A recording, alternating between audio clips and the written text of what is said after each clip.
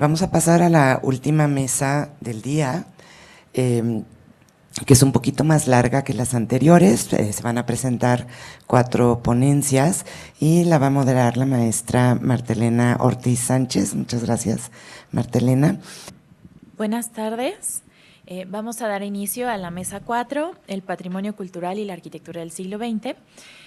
La primera ponencia está a cargo de la doctora María Elena Torres Pérez y el arqueólogo José Trinidad Escalante Cook, de la Universidad Autónoma de Yucatán. El tema es Complejidad del patrimonio moderno, arquitectura y acabados del Parque de las Américas en Mérida, México.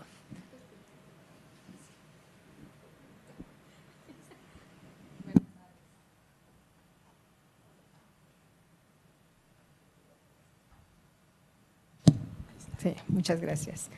Muy buenas tardes. Bueno, agradeciendo la invitación y la aceptación de esta ponencia. Esta es la segunda parte de un trabajo que estamos haciendo en la maestría en arquitectura con mi alumno, el arqueólogo José Trinidad Escalante Cook, y la idea de trabajar sobre el Parque de las Américas es que es justamente una obra moderna, emblemática en el caso de Mérida, pero tenemos la problemática de que precisamente por ser muy corta en la distancia del tiempo, es una obra que se realiza en 1946, ha sido pues sometida a procesos de supuesta restauración en la que se van borrando detalles de su propia arquitectura, y nos dimos a la tarea de hacer tanto un registro histórico de su génesis, como en esta ocasión que estamos presentando el origen del simbolismo de esta arquitectura. Es una obra que se hace en una de las primeras colonias que tiene la ciudad de Mérida, y precisamente por estar en la periferia de la ciudad, pues como muchas de estas colonias presentan también el atributo o la cualidad de un diseño urbano muy interesante. En el caso de esta colonia se trató de una reproducción de un esquema fundacional con una retícula relativamente cuadrada, y donde había algunas cosas que pudieran presentarse como preexistencias, que era una sascabera, o sea, un banco de material donde se sacaba el sascab, que es una piedra y tierra blanca que nosotros usamos en Yucatán, y se habían llegado a manto freático. Nosotros estamos a nivel de suelo, casi a nivel de mar, y a 6-8 metros encontramos manto freático, y entonces esto había hecho que se abandone, dejando y heredando una especie de laguito. Cuando se construye esta colonia, al centro se determina que en vez de una manzana se quedarán 4 para hacer este parque, y se destina un espacio para la iglesia. Entonces, esto es en 1906, la colonia empieza como San Cosme y cambia el nombre a García Ginerés, que son los apellidos del promotor, y es en 1912 y 1920 que se propone hacer un homenaje ya cambia a esta colonia y se hace un homenaje, un parque que está destinado a la esposa, con el nombre de doña Carmelita, la esposa de Porfirio Díaz. En 1924 fusilan a un prócer yucateco que es Felipe Carrillo Puerto, y entonces él tenía 2 condiciones que se van a ver presentes en este parque. La primera es que él hace un decreto para que en toda la obra pública se utilizara las figuras neomayas o alusión a la cultura indígena, a partir de lo cual pues nosotros tenemos la Casa del Pueblo, el Monumento a la Bandera y a la Patria, y en este caso este Parque de las Américas, que va a ser posterior. Cuando a él lo matan, se plantea el Partido Socialista del Sureste la idea de hacer un monumento, y este monumento iba a a ocupar, como se ve acá, casi las 4 manzanas del Parque de las Américas, con una base triangular en alusión a la masonería, y también con la imagen de una pirámide maya estilizada. Bueno, este proyecto no se concreta porque era muy costoso el presupuesto, la gente no quería ocupar todo ese espacio que tenía muchas actividades lúdicas en un monumento que nada más tuviera visita, y entonces se detiene. Y más adelante, en 1943, se construye un jardín de niños con un parque circular, y ese jardín de niños está a 45 grados hacia el centro de esta zona que es el parque, y entonces en estas condiciones, cuando llega a 1945, le dan a Manuel Amabilis, a Manuel y a Max, padre e hijo, los arquitectos Amabilis, el concurso de obra pública para trabajar el Parque de las Américas. Entonces lo que él hace es ver cuáles son las preexistencias de esto que existía, cómo está el esquema, y entonces a partir de eso él hace unas diagonales y también división en cuadrantes para que cada una de estas tuviera un uso específico. Y estos usos específicos van a estar en torno a unas circunferencias, y al centro va a haber una gran glorieta que nunca se concretó, pero se queda el espacio circular, y a partir de esto y de circunferencias concéntricas, la ubicación de los edificios que conforman el Parque de las Américas, una parte central, y tiene un esquema circular que son unos senderos que hacen alusiones a los acbés mayas con unas estelas. Este parque era un homenaje a lo que es América, o lo que es Panamérica, y el tema principal va a ser que señalar a Yucatán, que estaba pasando un momento económico muy terrible con la baja y el fracaso de la industria nequenera, y estaban tratando de, número uno, diversificar el capital acumulado con obras de construcción, convirtiendo todas las fincas rústicas en colonias y promoviendo vivienda y demás, y por otro lado, el hecho de que, pues, como en chiste nos dicen, ¿no?, la hermana República de Yucatán había intentado independizarse en varios lugares, pero sí señalar que también éramos parte de México, ¿no?, que el gobierno centralista virara a los ojos para los apoyos económicos. Entonces, esto que es la guía del parque, destina al jardín de niños que se queda, y que curiosamente hay una concha acústica, una biblioteca y una fuente maya. Entonces, el primer contrapunto de la conservación es justamente que este parque, aunque es administrado por el Ayuntamiento de Mérida, a partir de los usos diferenciados, entra en una división gubernamental de administración pública, en el sentido de que el jardín de niños lo administra la SEP, la concha acústica lo administra Gobernación, la biblioteca la tiene la Secretaría de Cultura, y la fuente la tiene Parques y Jardines.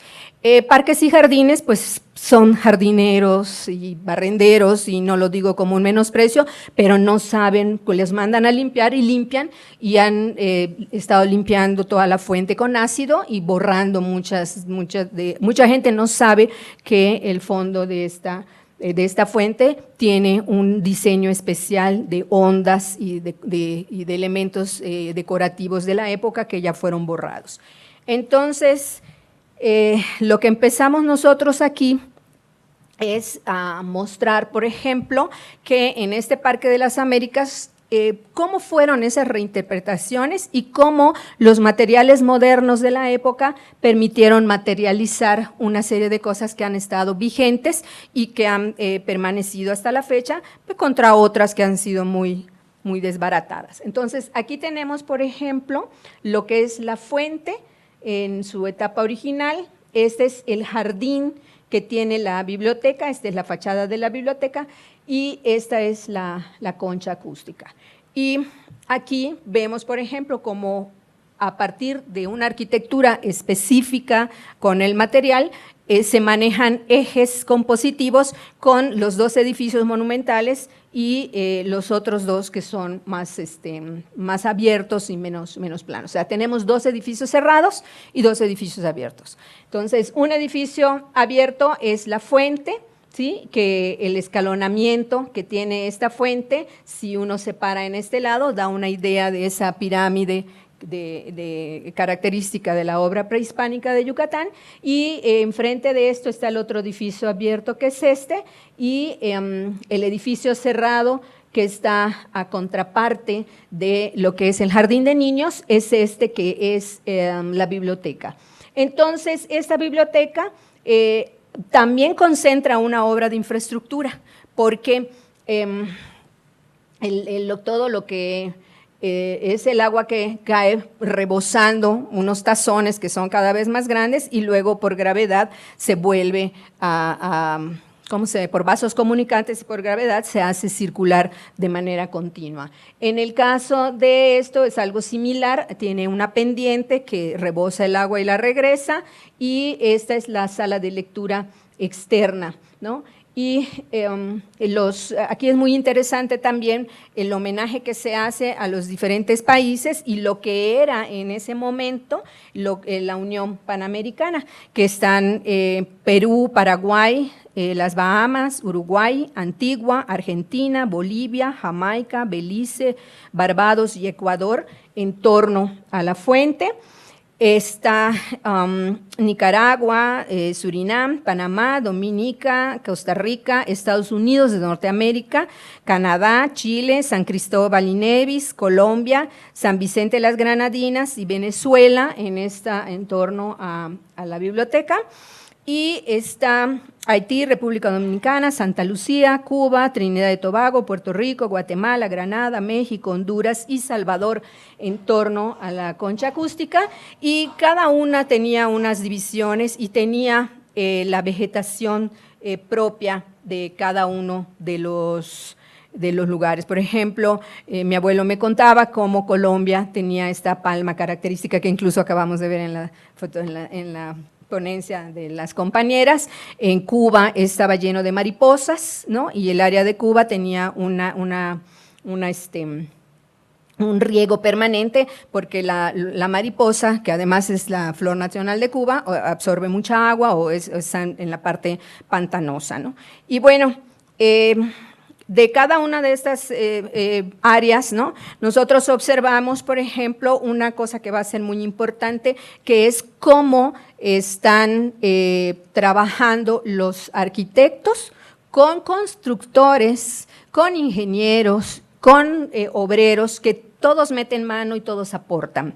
Por ejemplo, el edificio sí, se cree que se respeta parte del edificio original, y lo que se hace es darle una nueva estructura, abriendo aquí al centro con 2 espacios. Se ven como las ventanas traen esta idea trapezoidal de lo que es la arquitectura, y la arquitectura prehispánica, y se deja con esquinas curvas a la semejanza del Palacio de Uxmal, y esta obra la hace el constructor Víctor N. Ojeda.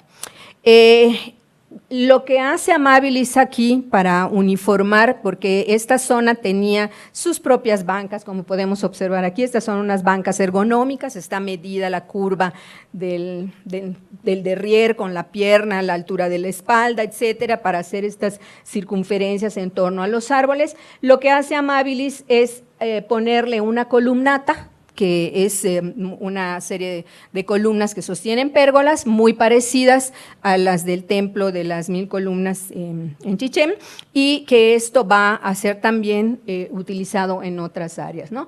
Aquí observamos, por ejemplo, cómo hay un eje compositivo, porque bueno, aquí casi no esta es la parte de la entrada, ¿no? Y a partir de aquí, que es esta, vemos perfectamente bien cómo está la fachada de la biblioteca.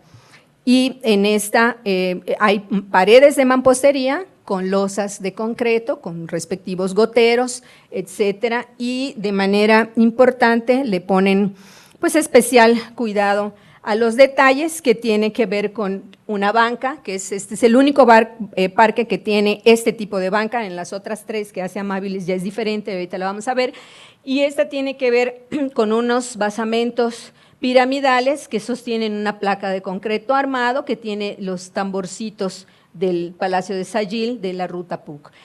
¿Por qué nos dimos a la tarea de estar buscando de dónde está inspirado? Porque en algunas publicaciones habían estado relacionando ciertos edificios, pero cuando hicimos la cronología histórica nos dimos cuenta que muchos de los edificios a los que se creía que fueron inspiración de Amabilis no estaban descubiertos en la época en la que esto se construye, sino se descubren hasta los años 70, casi 20 años o 15 posteriores a esto, entonces no pudieron haber sido una obra que inspirara, ¿no? Y la otra cosa, nosotros observamos cómo está presente pues, elementos del decó, las puertas de cristal para vigilancia en la parte de arriba de los niños, y ya hay una industria mosaiquera que hace ladrillos o pisos a pedido, y entonces se hacen con las 29 letras del abecedario de entonces y los 9 dígitos como parte de la decoración de los pisos de este espacio.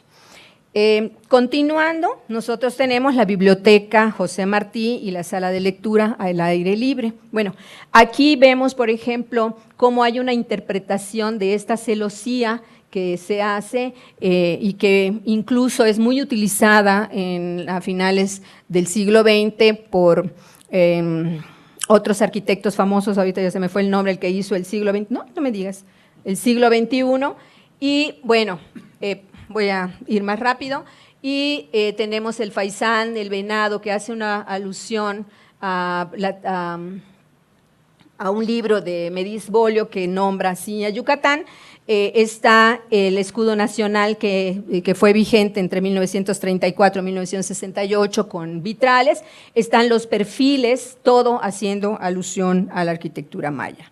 La estructura de columnas con dos diferencias de techo o 3 que tiene que ver con la sala exterior de lectura, el área de galería y esto que es la parte central. También vemos los pisos que están inspirados en el tejido del bordado chocbichuy, que es muy característico de Yucatán.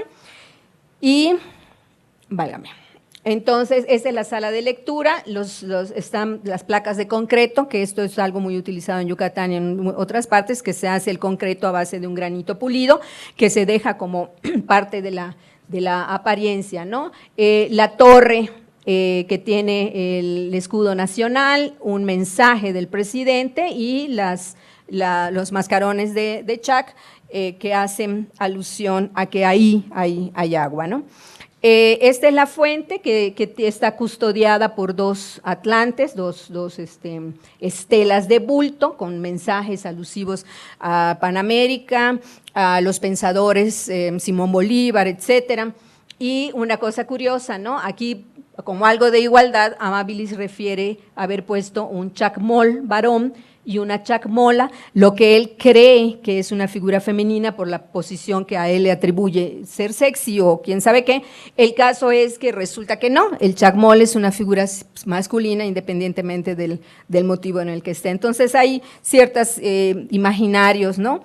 Y cada una de estas tiene los escudos de los países. Está la fuente maya que hace una alusión a las almenas, que son 3 flechas que hablan de la unión de Mayapán, Uxmal y Chichén Itzá. Sin embargo, esto ya se descubrió que es un imaginario, esto nunca fue. Y entonces en esta fuente están las serpientes reinterpretadas tal cual, ¿no? Y esta que es la parte importante que el ácido ha desbaratado, todos estos dibujos ya fueron rescatados y están inspirados en estas acuarelas que hace Morris en 1931, ¿no? La concha acústica es un cuarto de esfera que es de concreto armado, está la parte del templo de las columnas, las estelas que hacen alusión a los danzantes, igualitas o muy parecidas, inspiradas en el templo de los guerreros de Chichén Itzá. Esta pérgola que es muy interesante porque Por la parte de atrás están los camerinos, que todo es abierto, hay camerinos cerrados con divisiones virtuales a partir de las pérgolas y un corredor de comunicación. Entonces, los artistas salían de un lado, se iban para el otro, y esta hace una alusión al juego de pelota, en lo que es la parte formal, la parte del centro donde está el lunetario, y hay una interpretación del mural realizado por Teodoro Zapata a partir de y bueno, para finalizar, los elementos que uniforman el parque es esta estela. Aquí tenemos la de Brasil, tiene la ubicación geográfica en la parte de arriba, el escudo, toda esta escalinada, comunicados por SACBES, y las entradas a los parques tienen esta interpretación de lo que podría ser una casa maya, pero también es la entrada a los centros ceremoniales, o se conoce como puerta urbana, a partir de esto, ¿no? Y hay quien dice que es una interpretación también de la casa maya por las hiladas de los flecos de paja, ¿no? Y el otro elemento que uniforma el parque, pues es esta banca inspirada en lo que es la Greca de Monte Albán en Oaxaca. Y eso es todo. Muchísimas gracias.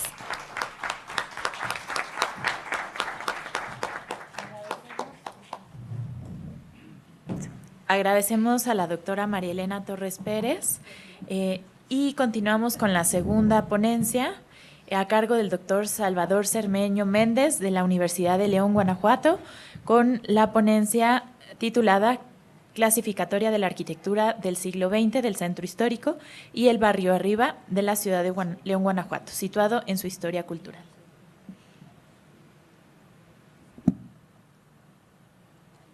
Muchas gracias.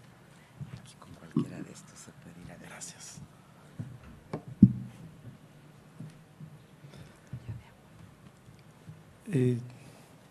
Muy bien. Cuando Carlo Argan en su Historia del Arte del siglo XX habla sobre la casa de la cascada de Frank Lloyd Wright, el elemento que tiene como central en la descripción del espacio idilicio orgánico de este paisaje de la casa encima de la cascada, le dedica un nivel de crítica a las empresas del dueño y a la explotación que ejerce sobre sus obreros, y hace una confrontación dialéctica en un esquema de negación, y esto de alguna manera establece esta relación dialéctica hegeliana que para nosotros es importante. Por otro lado, en el marco teórico también establecemos la posibilidad de un Michel Foucault que establece las relaciones de poder, y en esta relación, entendiendo un poquito el esquema como un esquema de huella, al concepto de la diferencia que trabaja Derrida, esta idea del relámpago que aparece y desaparece, en el sentido de que el ser se presenta en retirada, esto es cualquier ente o cosa arquitectónica, la verdad o la sustancia, ya lo había dicho Kant cuando dice hay tres cosas imposibles de saber, el alma, Dios y la naturaleza, al igual establecemos que el ente se escapa, el ser se escapa, y entonces los objetos arquitectónicos tienen esa función y en la historia cultural van cambiando de rumbo. Después de un largo esfuerzo se llega a un trabajo de divulgación de un primer libro que es sobre tiempos modernos, arquitectura del siglo XX, donde se divide la ciudad clasificando de manera rigurosa los edificios que hay en el centro histórico y en tres de las colonias principales que nacen en el movimiento moderno, y vamos trabajando con esa perspectiva. Se hace una cronología lineal de tiempo-espacio donde aparecen algunos códigos y tenemos como referencia clasificar todo lo existente.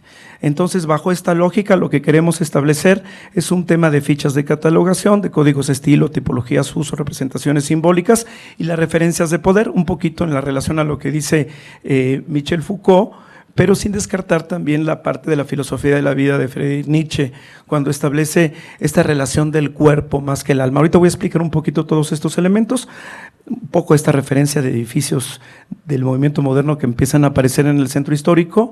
Esta investigación, la primera etapa que establecemos es hablar sobre el centro histórico, un barrio que queda intermedio, que es el barrio de Santiago, donde se dan los prostíbulos y el barrio industrial. Entonces vamos a pasar en 3 barrios toda la clasificación de sistemas. Esto no quiere decir que no se hayan clasificado colonias modernas como León Moderno o La Andrade o La Arvide, que son colonias residenciales, pero yo me voy a abocar a las investigaciones que nosotros desarrollamos, que son centro histórico, como las relaciones de poder, el tema de progreso, gestión, desarrollo, salubridad, funcionalidad, reuso, reciclaje, y por el otro lado también el cuerpo en el barrio de Santiago, con la clasificación de los prostíbulos que nacen en lo que va a ser la zona de tolerancia en 1940 y también la zona industrial. Voy a ir un poco rápido para ir estableciendo rápidamente los elementos, y entonces creemos que la presencia aleatoria de cada habitante, los usos cotidianos un poquito situados en Michel de Certeau en la invención de lo cotidiano, establecen interacciones económicas y relaciones de poder, pero al mismo tiempo también establece la vida diaria. Y vamos a ir revisando en este proceso de que el objetivo es llegar a 3 libros de divulgación, entre ellos con la finalidad de que los edificios puedan reconocerse, rehabilitarse, revitalizarse y puedan intervenirse en el siglo XX y de alguna manera establecer esta, entre comillas, puesta en valor. Muy bien, se hace la clasificación de todos los edificios del centro histórico y vamos viendo un poquito el tema de las mixturas y anacronías que se dan en los códigos. Este primer edificio es muy importante porque viene un arquitecto inglés llamado Louis Long, que empieza a establecer, abrir los cajones de ropa de 3 metros. Él empieza a construir tiendas departamentales de planta libre con salones de baile arriba y casinos y departamentos en planta alta, obviamente tejiendo en esta arquitectura ecléctica. Así empieza el siglo XX, donde tenemos una serie de usos, un estilo veneciano, neorrománico, neomudéjar, y van apareciendo estos elementos. Entonces, en la referencia de este libro vamos viendo las integraciones o las mixturas que se dan por contraste, por emplazamiento, por reinterpretación, por homologación o por proporción de sus elementos. Y vamos estableciendo estos códigos. El mismo arquitecto trae este eclecticismo, vemos una estrella judía, pone un símbolo abajo del juramento de Hipócrates. O también vamos viendo, por ejemplo, también desarrolla este edificio, que es el edificio de la Primavera, al mismo tiempo construye el edificio de gobierno de Guanajuato, y ahí establece una enorme tienda departamental, la primera tienda departamental con 3 departamentos arriba, y hablamos de la modernidad. Del otro lado vamos el Hotel León, que es un edificio Art Deco, y vamos estableciendo estos códigos que se van interpretando, dejando el patio tradicional colonial con el baño al fondo o el placer al fondo. Entonces va cambiando la fisonomía. Louis Long reconstruye toda esta fachada del centro histórico y al mismo tiempo empiezan a aparecer, estamos en las postrimerías de 1900 a 1908, y creemos que podemos clasificar los edificios por su contraste, emplazamiento, reinterpretación, homologación de los edificios históricos, imitación de estilos, mimesis, alturas, volúmenes y por contraste. Vemos estas referencias de estilos neocoloniales y Art Deco que se van fusionando, y vamos viendo cómo se construye la arquitectura moderna de 1888 a 1926 y cómo van apareciendo en esta fisonomía el eje, las inundaciones de 1926 y cómo van estas catástrofes estableciendo un canal de referencia y un cierto atraso. En 1950 solamente una calle de León, que es la calle Madero, está pavimentada, el 50% no tiene drenaje y la ciudad está verdaderamente atrasada a raíz de las inundaciones. Entonces se van construyendo, en este momento van reconfigurando la ciudad. Hay 2 plazas que se desarrollan en el presente siglo XX, destruyendo aproximadamente 56 edificios históricos. Esto se hace en el año 2000 y se van construyendo algunos falsos históricos. Se van construyendo estas plazas y van destruyendo algunos edificios interesantes, ¿no?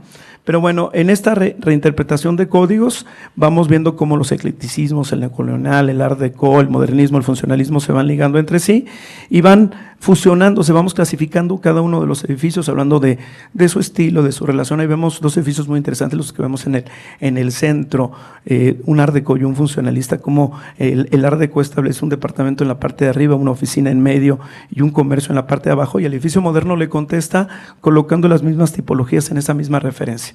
Bueno, ya en el libro, en la primera etapa, el primer libro que estamos sacando de divulgación, pues vamos tratando de sacar estos pequeños detalles de cómo se van funcionando las cartelas, los prefabricados, el primer edificio brutalista de la ciudad, el Art Deco fusionado un poco con el neocolonial con el funcionalismo, y vamos estableciendo todos estos canales, ¿no?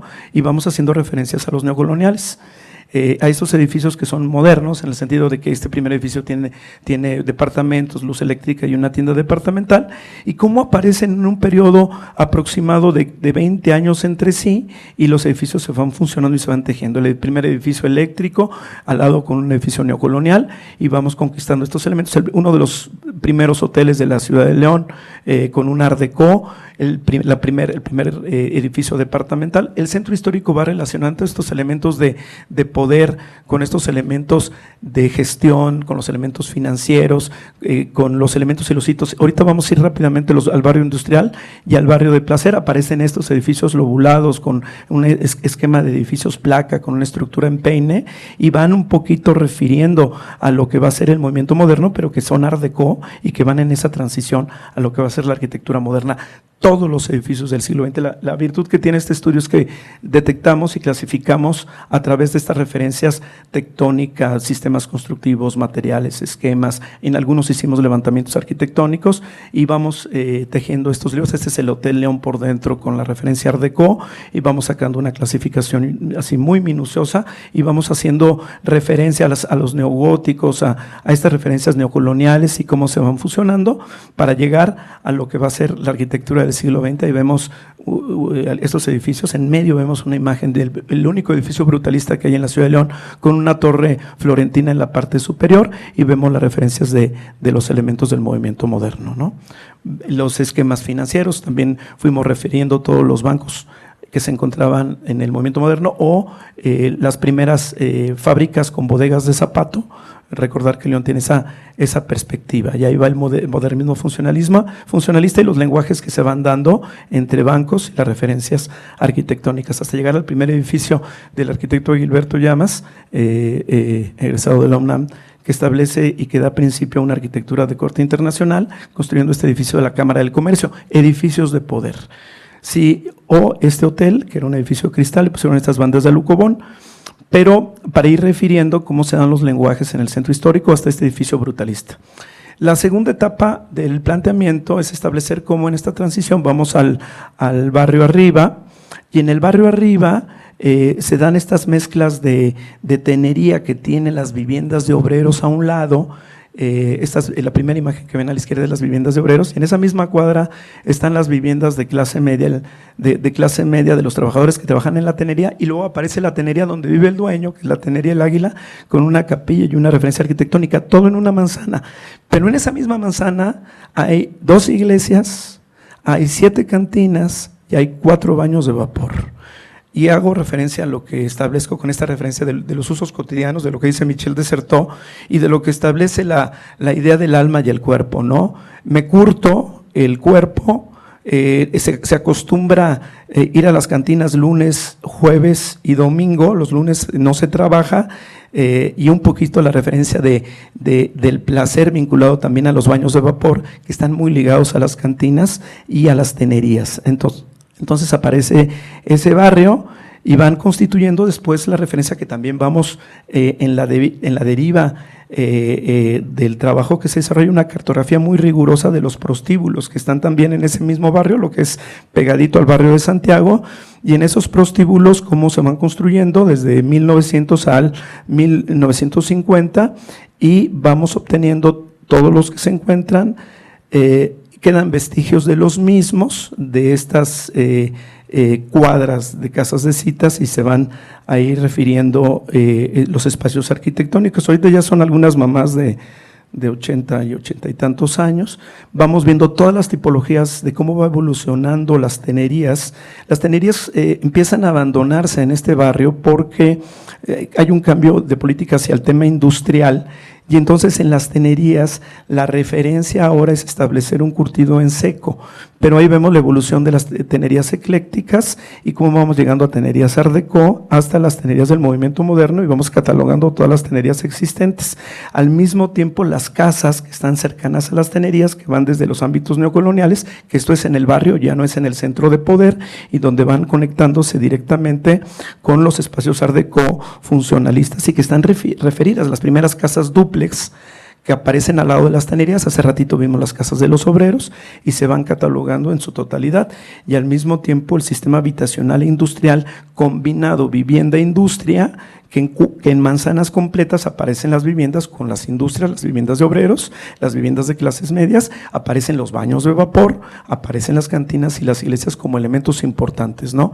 Entonces nosotros creemos que la posibilidad de la deriva que tienen situacionista, por decirlo así, en esta referencia de lo que es el placer, el juego, trabajo y placer, el cuerpo y el alma, en esta dicotomía que se van dando, pues van estableciendo estos contactos directos.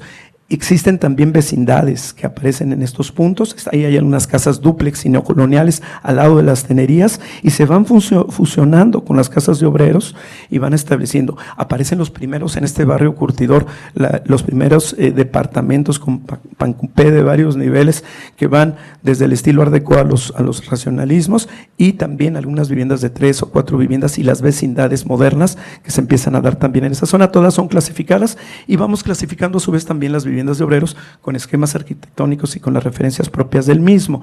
Entonces, creo que ha sido, todavía me sobran 7 minutos, hoy he roto récord, pero bueno, la idea un poquito en este sentido, para determinar un poquito en este punto, es que nosotros creemos que en las pautas de los marcos teóricos, sí comprendemos estos edificios como estos entes, es decir, ¿cuál sería la esencia, la verdad última de estos edificios? Pues esa verdad, como lo dice muy bien Heidegger, esa verdad, o lo dice Derrida, esa verdad se escapa, o sea, el ser aparece en retirada, entonces el ente aparece con una serie de significaciones, resignificaciones, usos, reusos, que la vida cotidiana y la historia cultural o la historia de las mentalidades, que es lenta, en estos paradigmas que Weber ya había trabajado, pero que se va fusionando. El ser leonés es premoderno, posmoderno, ¿no? Trabaja por un lado el alma, pero por el otro lado hace mucho hincapié en el juego del cuerpo, del tema del placer, ahí hay una plaza de gallos que está abierta hasta 1950 todo el año y que es muy cercana donde León, Guanajuato, donde la vida no vale nada, se respeta al que gana. En esa plaza de gallos es el punto concéntrico de estos barrios, pues la población iba a jugar. Ahorita esa plaza ya se convirtió en un centro cultural, pero ese elemento era el tema del juego, del espacio, de la historia cultural como carga hacia los edificios históricos. Los edificios empiezan a tener una enorme degradación.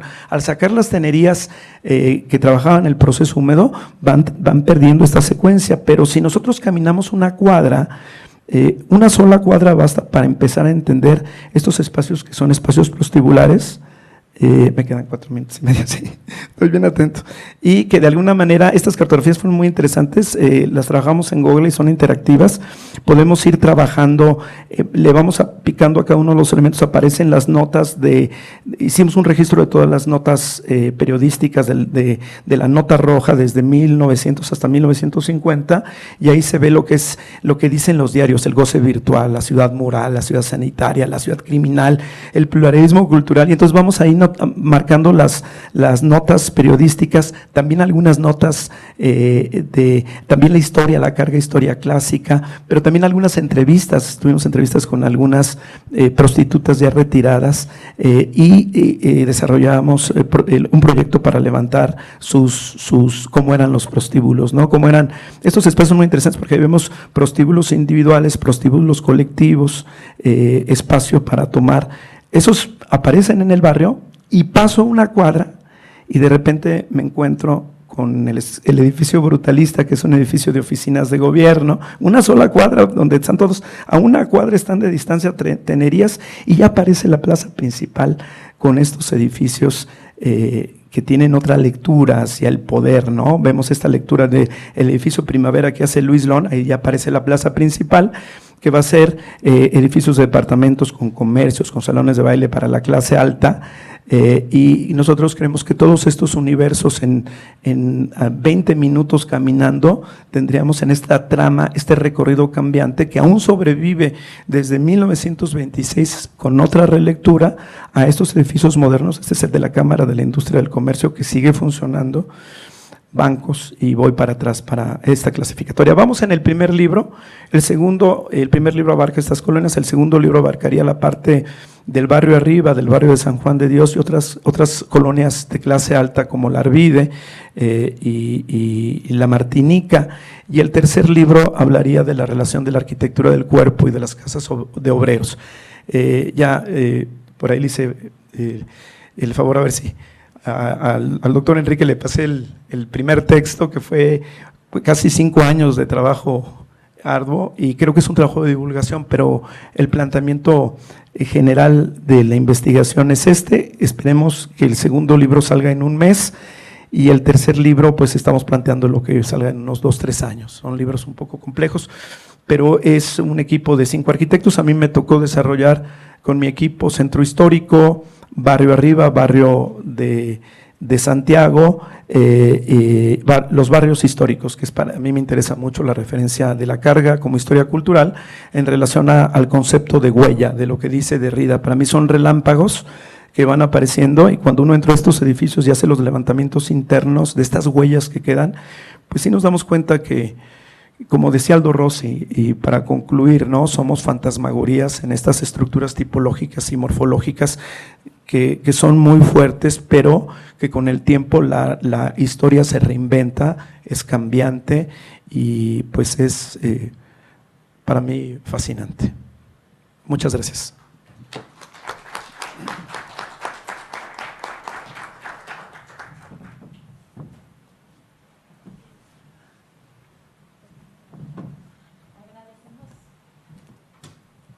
Agradecemos al doctor Salvador Cermeño por su participación, y continuamos con la tercera ponencia a cargo del maestro Fabricio Lázaro Villaverde y la maestra Edith Cota Castillejos, de la Facultad de Arquitectura, Diseño y Urbanismo, Universidad Autónoma Benito Juárez de Oaxaca. El tema de la ponencia es Arquitectura Deportiva Moderna Universitaria, el estadio de béisbol de la Universidad Autónoma Benito Juárez de Oaxaca, un potencial patrimonio en el olvido histórico.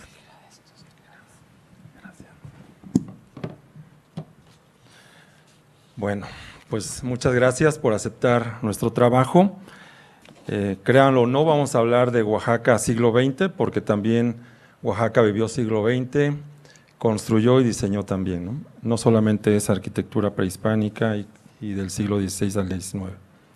Vamos a desempolvar un expediente que está en proceso de construcción, se refiere al parque de béisbol, pero no solamente este desempolvamiento va a ser desde el pasado, sino vamos a tratar de presentar cómo hemos intentado sacudir el presente sobre este buen ejemplo de arquitectura moderna. Este es Oaxaca en estos 3 planos, en el año 35, 50 y 60, y se ve que pues su crecimiento es lento. Esto tiene diversas explicaciones, pero podemos notar cómo claramente se está definiendo una zona de crecimiento al norte, nororiente, y vamos a ver cómo esto también se explica a través de sus ejes de movilidad. Aquí en el esquema marcamos cuál ha sido la historia de la conformación de estos ejes y cómo han, por una parte, delimitado el centro histórico y por otra parte han empujado el crecimiento hacia estas zonas, ¿no?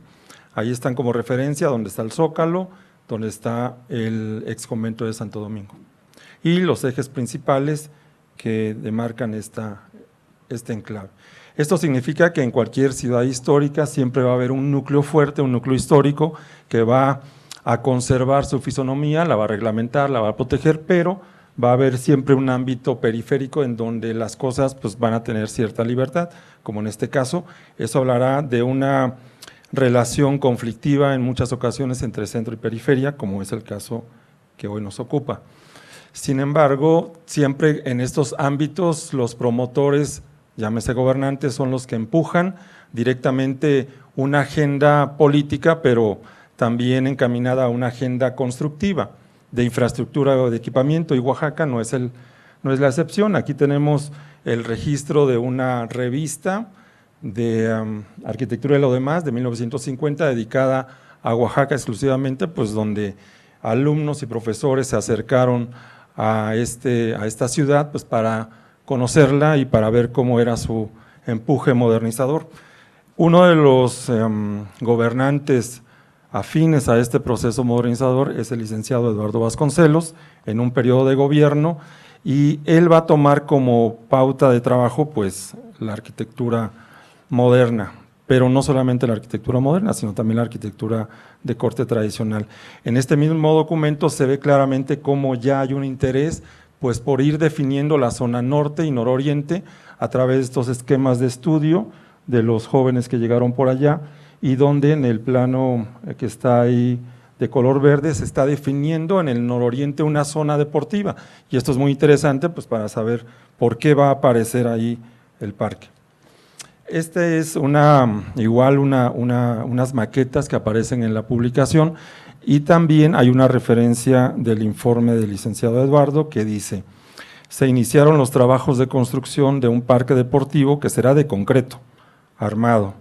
El proyecto comprende 2 salas, una sobre la calzada de la Libertad y la otra sobre la carretera Cristóbal Colón, ligadas con una curva.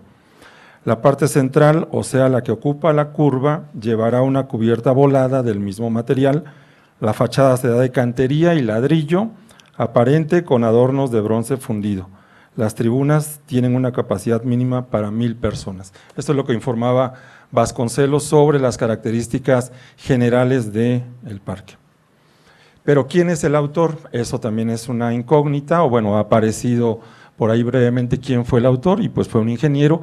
Hay pocos datos hasta ahorita sobre datos personales, familiares, pero sí se puede encontrar que bueno, pues es un egresado de la UNAM, de la Escuela de Ingeniería, también que pues tiene una cédula profesional, tiempo después de haber terminado la carrera, algo muy normal en la época, y las referencias de Luis Álvarez Varela, ingeniero, están muy claramente marcadas. El primero que está mencionado ahí es en un reporte que hace el ingeniero Alberto J. Pani y Federico Mariscal sobre los trabajos de construcción o de recimentación o de renivelación de lo que antes iba a ser el Teatro Nacional. Ahí aparece ya el nombre del ingeniero Luis Álvarez Varela, es retomado en los siguientes textos que mencionan allá, pero también se ha encontrado que pues bueno, era parte pues de una intelectualidad, no solamente académica, sino también religiosa, dado que uno de sus hermanos fue nada más y nada menos que el rector de la Basílica de la Soledad en esos años,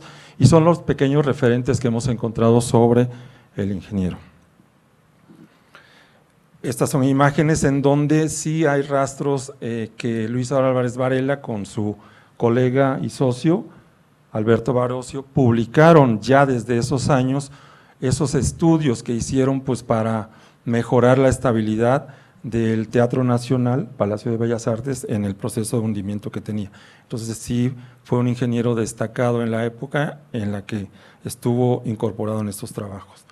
Pero bueno, cuando es invitado al gobierno de Vasconcelos para hacer la obra pública, pues estos son los ejercicios y proyectos que hace. Por ejemplo, el que está aquí es la reconstrucción, una de las tantas reconstrucciones que se ha hecho del Palacio de Gobierno, pero claramente con un enfoque tradicional, historicista, pues para recuperar la imagen que teníamos del Palacio. También intervino en la rehabilitación de un exconvento para convertirla en una escuela de artes, también en el nuevo mercado del Marquesado, uno de los tantos que ha habido en ese punto, también es parte de su trabajo, la rehabilitación del mercado municipal, el mercado público, Benito Juárez, antes Porfirio Díaz, y un jardín que está muy cerca del convento de Santo Domingo, dedicado a un botánico italiano, Cassiano Consati. Pero bueno, lleguemos al parque. El parque está ubicado en esta zona, en este plano, se ve claramente ya una definición, como lo habíamos visto en el plano de los chicos de la UNAM, en donde ya está claramente definido dónde va a ser el proyecto detonante de un lugar para ejercer el deporte. En algunas imágenes se puede observar que no solamente es el parque que vamos a mostrar, sino había un intento de configurar una zona más amplia, un proyecto de mayor escala, pues para que ahí la población pudiera desarrollar su físico, ¿no? La inauguración acaba de pasar, con un aniversario más, fue justo el 8 de octubre, hace menos de 15 días, cuando se inaugura el parque de béisbol, y pues para celebrarlo se hace este sexto campeonato nacional de béisbol amateur. Aquí hay unas imágenes, pero también hay que decir que el béisbol en la ciudad de Oaxaca no es exclusivamente de los 50, ya hay antecedentes desde principios del siglo, que era de mucho interés, sobre todo para los habitantes de Oaxaca de origen estadounidense, estaban muy interesados en que se practicara el béisbol. Entonces, por eso los gobernantes pusieron atención a estas peticiones y bueno, pues se practicaba en lugares abiertos, en parques y jardines, pero no habían tenido como tal un lugar diseñado específicamente para esto.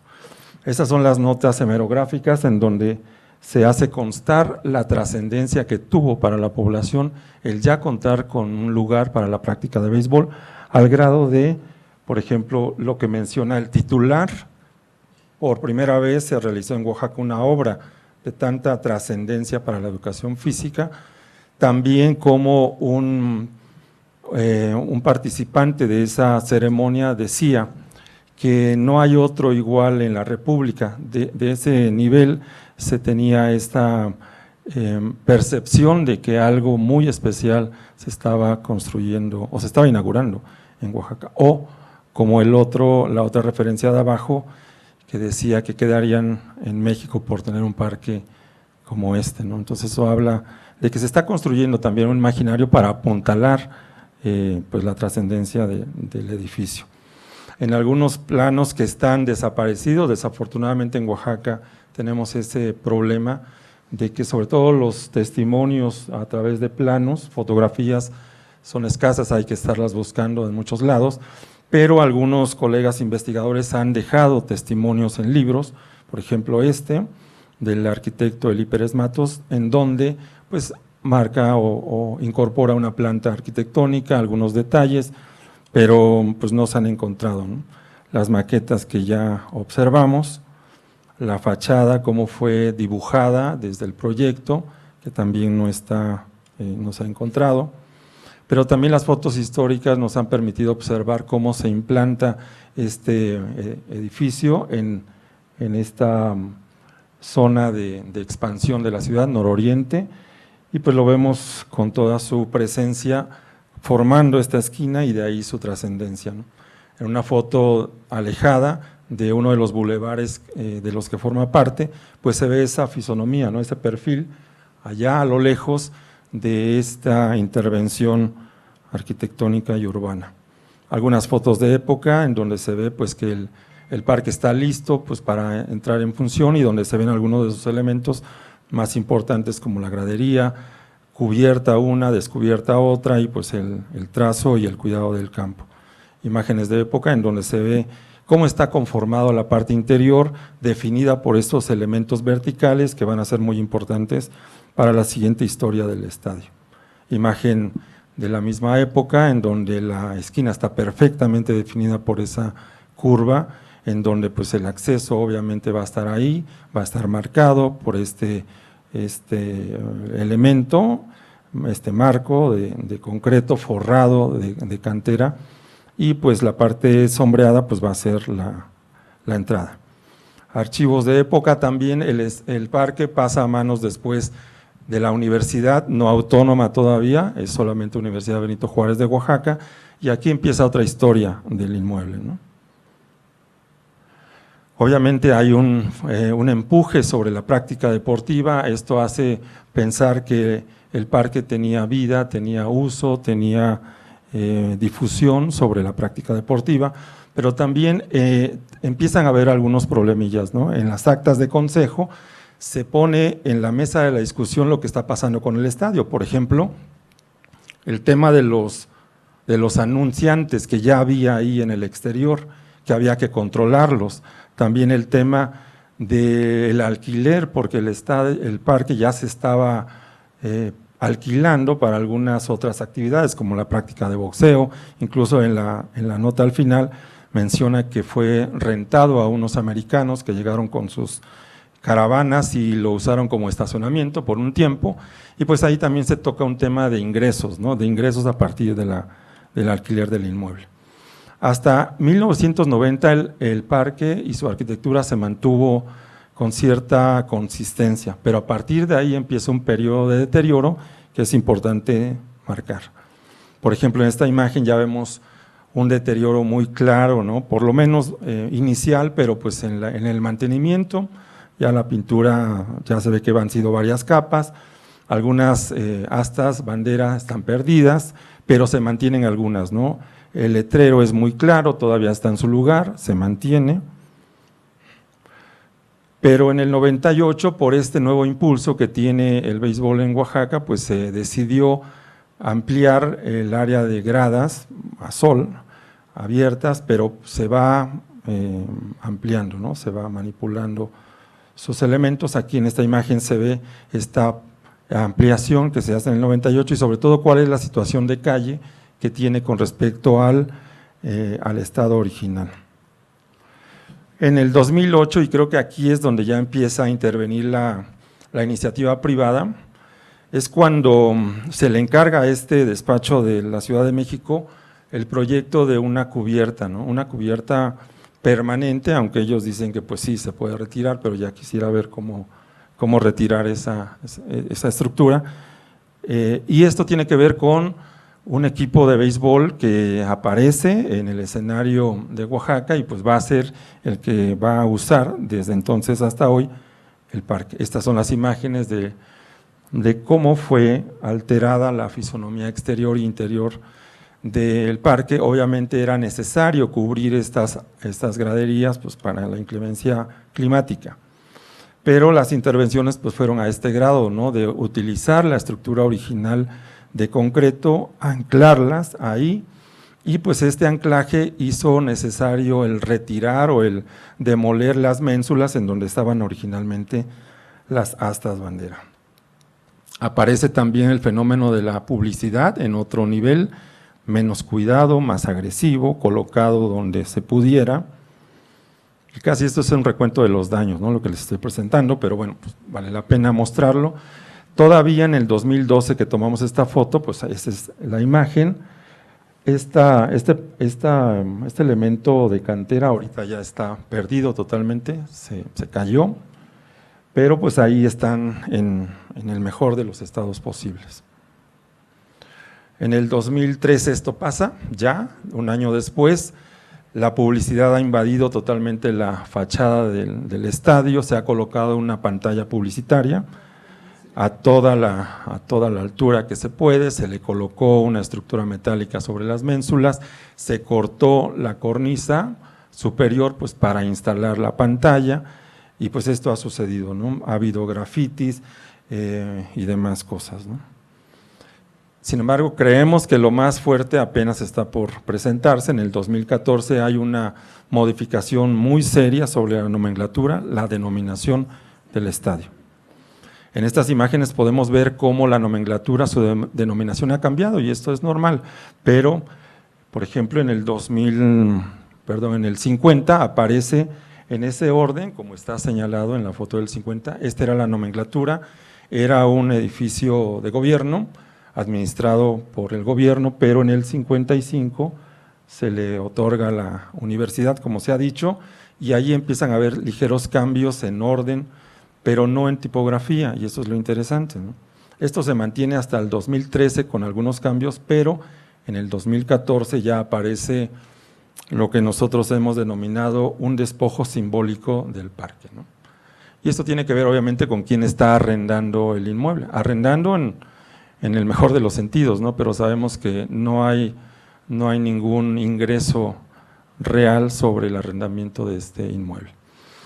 Entonces, ¿qué pasó? Pues miren, se elimina el letrero metálico con la tipografía de la época, donde se dejaba testimonio de que era de la Universidad Benito Juárez de Oaxaca. Se incorpora un letrero metálico sobre o de el nuevo equipo de béisbol, los Guerreros de Oaxaca. Se incorporan en la cartela los escudos del equipo, ¿no? Y se deja en la parte final con pintura vinílica o acrílica pues la propiedad, ¿no?, de la Universidad Autónoma Benito Juárez de Oaxaca. Esto fácilmente con el tiempo seguramente lo van a borrar y no nos vamos a dar cuenta de que esto en algún momento era un testimonio de propiedad universitaria. ¿Qué hemos hecho? Bueno, hemos tratado de desempolvar esto y hemos logrado el apoyo de estos organismos pues para que se emitan exhortos, pues primero a los propietarios. ¿Quiénes son los propietarios? Pues la Universidad Autónoma Benito Juárez de Oaxaca. Se le han dirigido exhortos a los rectores, pues para que intervengan y detengan este deterioro, y más que el deterioro, posiblemente un despojo muy subliminal que se está dando, o directo, pero sin ningún resultado, eso hay que decirlo. 2014, 2015, 2017 y 2022.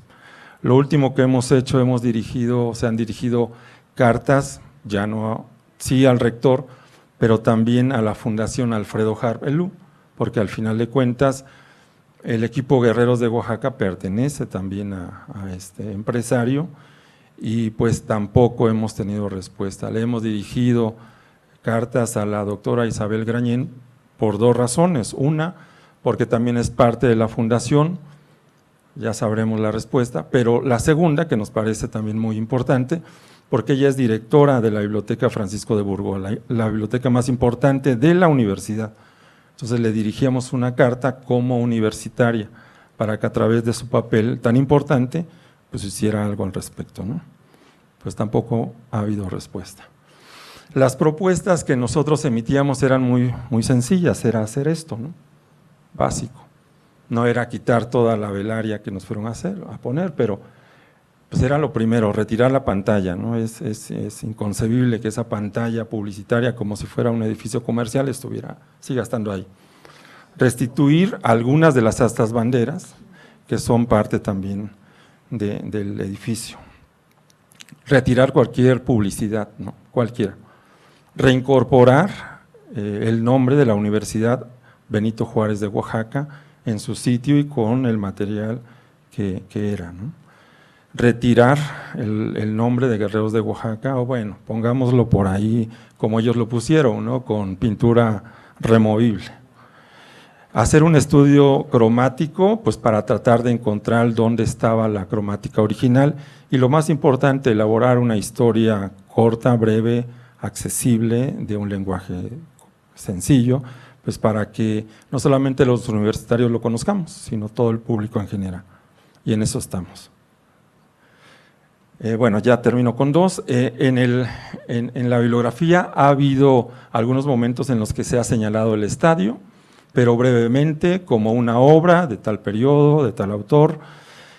Sin embargo, todavía falta esa historia que construir. Lo que hemos llegado es a publicar en el 2018 ya algo sobre el ingeniero Luis Álvarez Varela y obviamente se toca el tema brevemente del estadio. Al final decimos, bueno, no será el estadio de la UNAM con toda esa trascendencia, pero pues el parque cuenta una historia constructiva, social, cultural, deportiva, política, que es importante mencionar. Y lo que nos llama la atención es cómo esta filantropía deportiva que tiene base en Oaxaca ha dado como resultados estas dos contradicciones, ¿no? Por un lado, todo el recurso económico para un nuevo estadio de los Diablos Rojos frente a un parque de béisbol que tiene una historia contundente en Oaxaca desde 1950 y que está, como lo hemos visto, en un destino incierto, ¿no? Muchas gracias.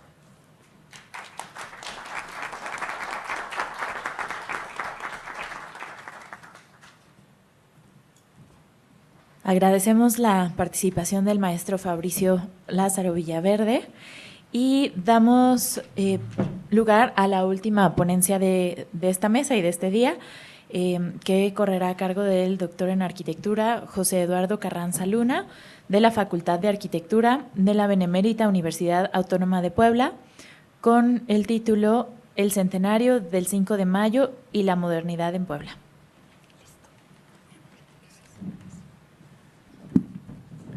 Buenas noches, mi reconocimiento por el aguante a los que siguen aquí.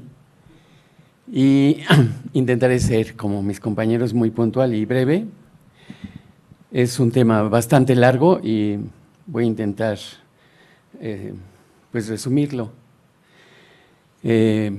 Para los que son de fuera, simplemente comunicarles que en 1862 se inició la intervención francesa en México y la segunda batalla en campo mexicano fue en Puebla, en unos cerros donde ya se habían construido unos fuertes, unos fuertes y debido a unas intensas lluvias, a que llegaron gente de la sierra que conocía perfectamente bien el temporal y muchas circunstancias que se dieron, se ganó la batalla, con menos soldados y con menos armamento que los franceses, y se decide en 1960 hacer la conmemoración del centenario de la batalla, y aparecen muchos artículos en los periódicos, nuevos libros, nuevas semblanzas, nuevas perspectivas acerca de la guerra,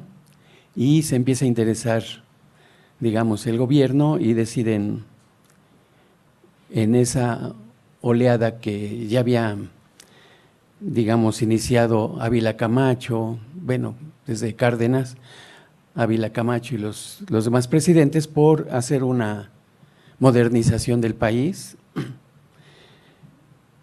Se presenta una oportunidad para iniciar una nueva visión de esa Puebla que se había quedado rezagada de la modernidad y del progreso por diferentes circunstancias de carácter político y que pues se había abandonado.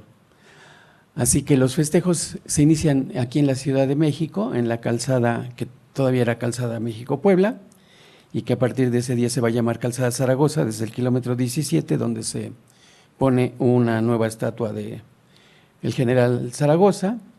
Se hace una vialidad que la gente llamaba supercarretera, que es una autopista de cobro, ya con algunas, como se ven en las imágenes, con algunas gasas y eso a la salida de la Ciudad de México a la altura de Santa Marta, y a la llegada de esta autopista a una carretera que sube a la montaña, que es la Resurrección, se hace un monumento a los caídos y en homenaje a los soldados que estuvieron en la batalla, con una antorcha que era la llama permanente. Desde su inicio, desde que se estaba construyendo, la gente nunca le llamó la vela votiva, siempre fue el monumento al taco por su configuración. Es una estructura de 30 metros, un poquito más de 30 metros de altura, y tiene ahí, como ven en el extremo derecho, la flama que debiera permanecer prendida durante toda la vida, y que pues no pasó eso, pero… Y el emplazamiento justo en la entrada a la ciudad de Puebla por esta autopista, ya se estaba construyendo el estadio que iba a ser sede del fútbol en la Olimpiada del 68, el Estadio Cuauhtémoc, patrocinado por la cervecería del mismo nombre, y un monumento también a Zaragoza en la ciudad de Puebla, el Caballito. Pero la ambición era mucha y entonces se decidió hacer una unidad cívica donde se pudiera hacer un homenaje, digamos, acorde con el acontecimiento, y la Secretaría de Patrimonio, tanto el director como el subdirector, le encargan a Abraham Sabludowski que haga la obra, que haga el diseño.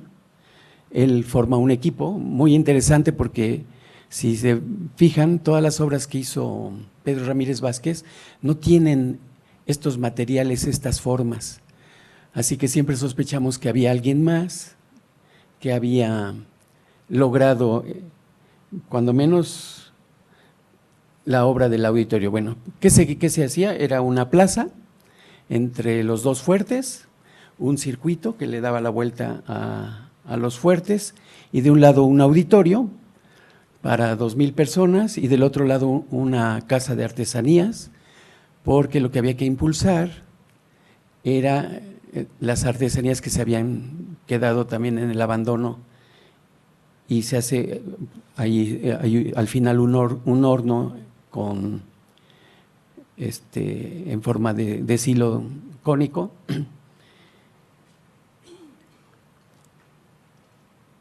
Este es el que está al lado derecho, es el proyecto original del conjunto, y el que está al lado izquierdo es cómo evolucionó después de ponerle más equipamiento cultural.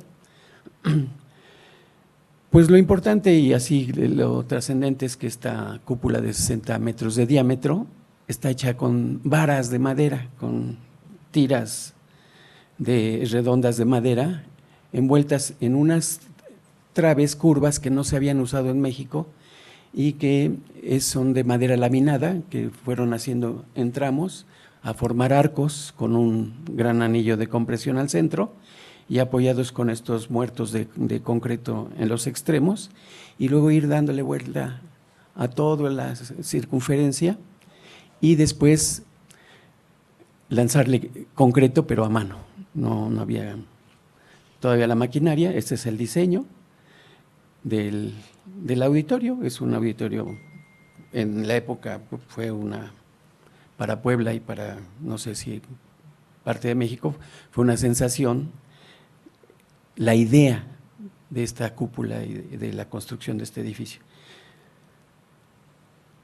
Por ganar dinero en los 80s, se les ocurrió que ya había algunas filtraciones y le pusieron una cubierta de cobre para evitarlas, pero fue contraproducente y se empezó a dañar la estructura, la cubierta, y después de estar, lo denunciamos como miembros de ICOMOS y Patrimonio Siglo XX, estuvimos trabajando hasta que finalmente decidieron respetarlo porque querían demolerlo, y el proyecto que se hizo fue volverlo a cubrir. Le quitaron el cobre y le pusieron alucubón, y el mismo efecto, y ahorita está abandonado. La foto anterior es de ahorita, sigue con problemas de penetración de agua, y digo, es una lástima porque es algo que vale la pena.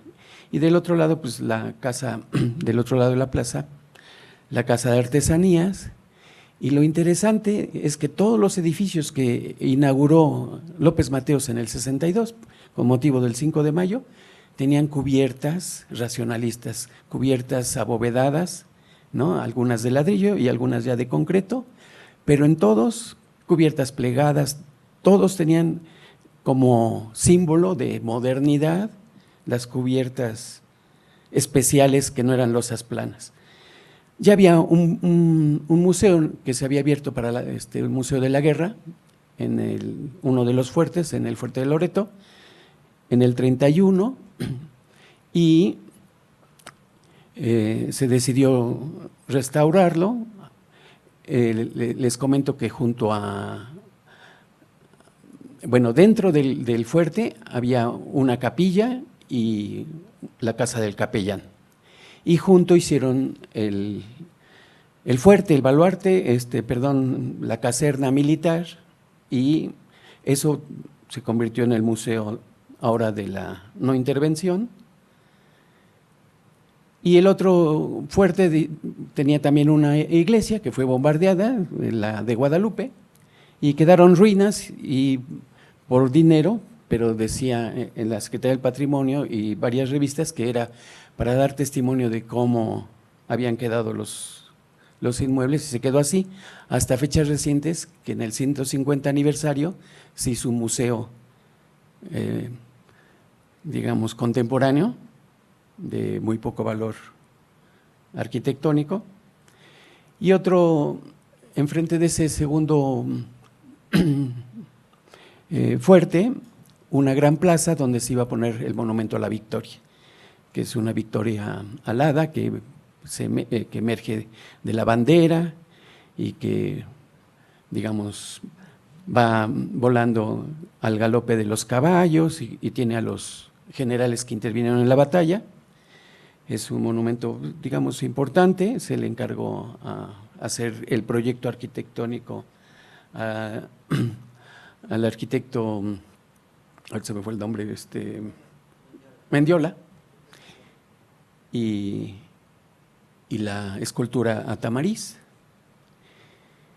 Pero había que hacer la feria, y la feria ya saben que es importante, y entonces se hizo una superferia, pero como de 30 hectáreas, con muchísimas naves para exposición ganadera,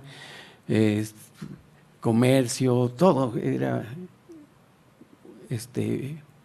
se acababa de hacer en los 50s un fraccionamiento que era la Ciudad Jardín, y en esta Ciudad Jardín, para promocionar la venta de los lotes, dijeron: nosotros prestamos el terreno, y ahí se hizo la feria. Se inauguraron unos mercados. Este que está aquí a la derecha arriba es la cubierta original, después le han ido haciendo ampliaciones bastante malas, pero lo que les comentaba de la modernidad eran las cubiertas, lo que más llamaba la atención. Aquí está el Cecati, que también inauguró López Mateos, que eran unas bóvedas, y del otro lado la cubierta plegada. Esa estructura de 2 aguas blancas no es original. Luego, también las ganas de modernidad y de progreso. Había un kiosco bellísimo, morisco, en el centro de la plaza central del Zócalo, y decidieron quitarlo porque pues era todo moderno y ni modo que estuviera ese, y dijeron: ¿y ahora qué ponemos? Y fueron a traer una fuente que ya estaba enfrente de un teatro para regresarla al Zócalo, que nunca estuvo en el centro, pero la regresan y regresan la fuente del Arcángel de San Miguel al centro, pero demolieron el kiosco. Y eso, digamos, que es tan simbólico de eliminar lo viejo, de tirar lo que pues ya no significa modernidad y progreso, fue la tónica que a partir de estas inauguraciones se tomó en la ciudad. El INPI no se puede leer actualmente, pero era una estructura CAPSE, y orgullosamente la esposa de López Mateos va a inaugurar el INPI. Igual son varios edificios que ahorita es un desastre. El edificio, no tenemos ni conseguimos fotos antiguas, pero lo importante es que no solamente era lo del centenario, sino partes para la ciudad, hospitales, la clínica del Seguro Social, que no se nota la bóveda, pero el pasillo es de doble altura y es una estructura abovedada también. Esta es la fachada de la clínica 1 del Seguro Social. Bueno, ¿cómo es que suceden los cambios modernos en la ciudad? Llegan los Ávila Camacho y hacen institucional el estilo neocolonial. Todo tenía que ser en estilo colonial, incluida la Casa Puebla, la Casa de Gobierno, y empiezan a convivir las construcciones particulares con otros estilos, con las institucionales. Hasta los años 50, que en los 50 deciden ya no construir en estilo colonial, pero así como si hubieran habido un decreto en contra, así como llegan y dicen: esto es aquí. Y a partir de los años 50, prohibido hacer nada que se parezca al estilo neocolonial, que era, digamos, el estilo en el que estaban haciendo las viviendas para los trabajadores, las oficinas. Al inicio de la Avenida Reforma, en lo que ahora es el casco histórico, se pusieron 2 edificios neocoloniales que dan bienvenida a la ciudad, con 2 edificios neocoloniales. Y empiezan a tirar el patrimonio y a hacer estos adefesios, digo yo, de arquitectura moderna.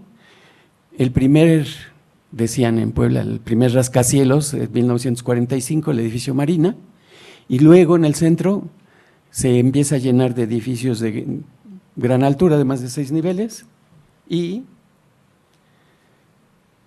las tiendas comerciales que empiezan a demoler edificios y a poner nuevos en el primer cuadro de la ciudad, y en la periferia empezar a construir las instalaciones deportivas, los mercados, estos sí ya importantes, el mercado Venustiano Carranza, que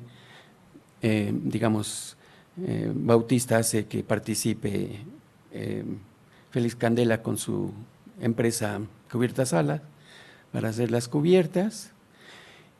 Se entuba el río, que es una avenida que va actualmente de norte a sur de la ciudad, y empiezan los programas de vivienda de manera oficial, ¿no? Con viviendas con créditos de lo que hoy es Banobras, etcétera. Y más mercados, más hospitales, y esta es, digamos, la estructura que ya, la arquitectura, perdón, que ya se está haciendo y que va a hacer que se modifique la ciudad. Otra obra importantísima es la ciudad universitaria.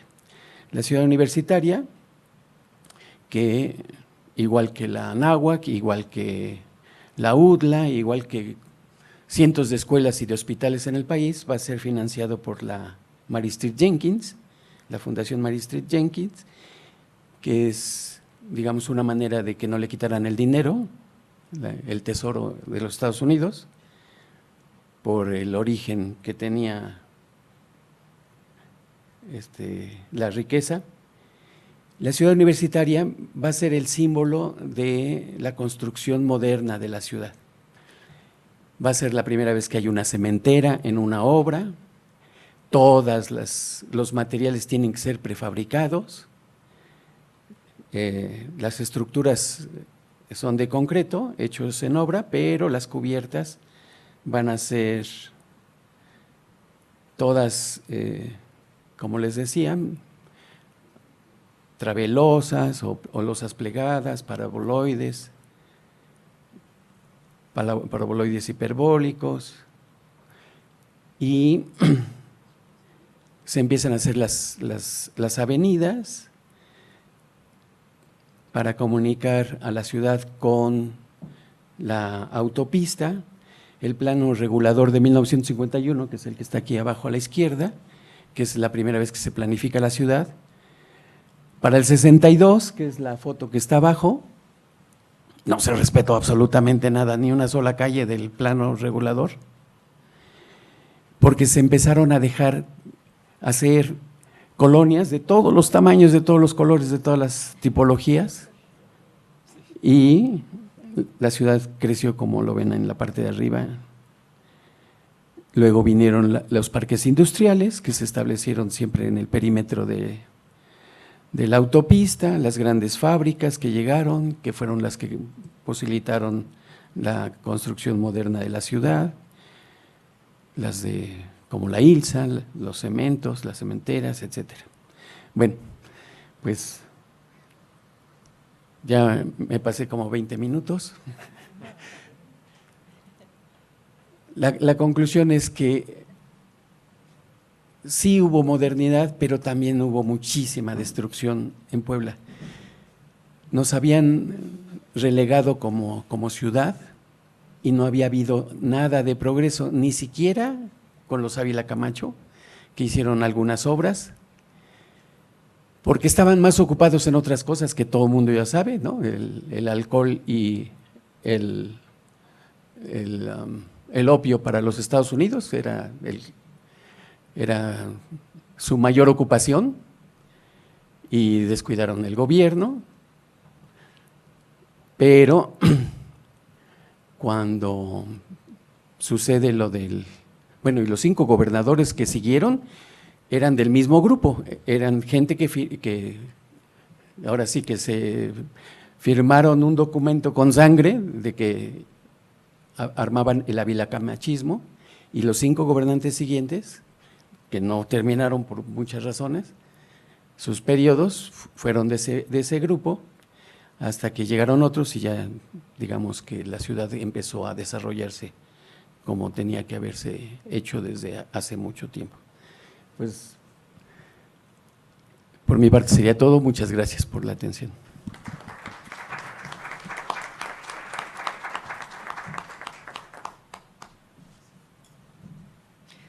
Agradecemos la participación del doctor José Eduardo Carranza.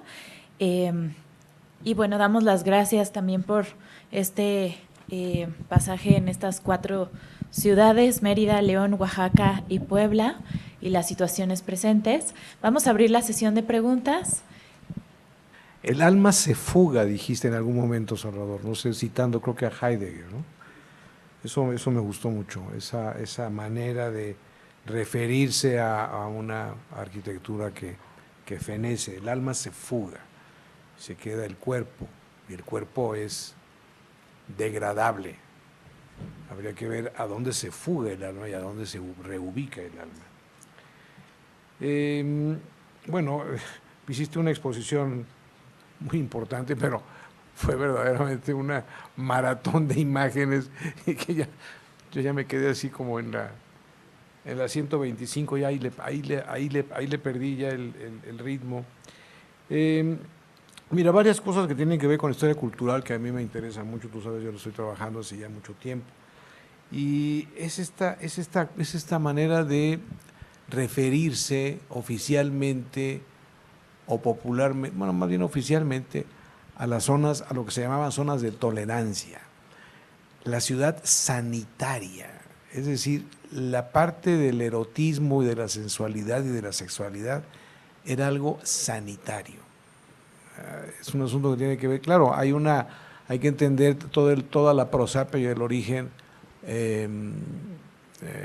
católico de la sociedad de León y de Guanajuato en general. Hay una presencia moral muy fuerte y, sin embargo, bueno, pues a pesar de las categorías de la ciudad del placer y de la ciudad sanitaria y demás, sigue habiendo ese lugar, o sea, lo seguía habiendo en las zonas, además les llamaban zonas de tolerancia, es decir, bueno, a pesar de que no queremos, pues hay que dejarlas, y seguramente los que las dejaban iban a las zonas de tolerancia. Eso me parece que es un hecho, o sea, tiene que ver con lógica, diría yo, ¿no? La Plaza de Gallos siempre fue una zona cultural. Dije, bueno, era el centro cultural en la época, ahí se tejían relaciones humanas, había una identidad, había sobre todo una identidad por las costumbres, por la diversión, por la hasta sensualidad y erotismo que puede haber en esta lucha entre los gallos y la sangre derramada y demás.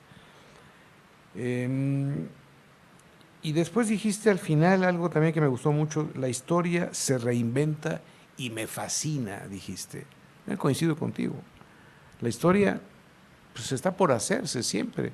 Los hechos ahí están, bueno, los hechos ahí estuvieron, ya no los tenemos. Lo que tenemos son nuestras aproximaciones a esos hechos, nuestras visiones a esos hechos, nuestras maneras de aceptarlos y de describirlos.